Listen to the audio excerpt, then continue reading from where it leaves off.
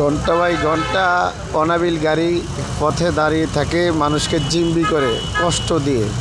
পুরা গাড়ি ভর্তি জনগণ, যাত্রী, পুরা গাড়ি ভর্তি যাত্রী আছে, তারপরেও মানুষ দাঁড়ায় নেওয়ার জন্য ঘন্টা বাই ঘন্টা দাঁড়িয়ে থাকে। তারা অত্যাচার করে মানুষের প্রতি, মানুষকে ওই ফেসিস আওয়ামী লীগের মতন, এই আমলের মতনই মানুষকে জিম্বি করে তারা চলে।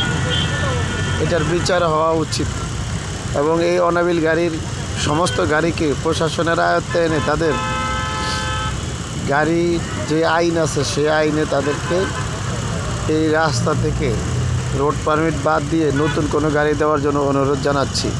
আপডেট গাড়ি, একটা ফ্যানও ঠিক নাই, দেখেন ফ্যানগুলো চলে না। যাত্রীগণ থেকে টাকা পয়সা ঠিকই নিচ্ছে কিন্তু চলতেছে না। গাড়ি এভাবে দাঁড়ায় করে থাকে, মানুষ বলতেছে কিন্তু কোনো কথা শুনতেছে না তারা।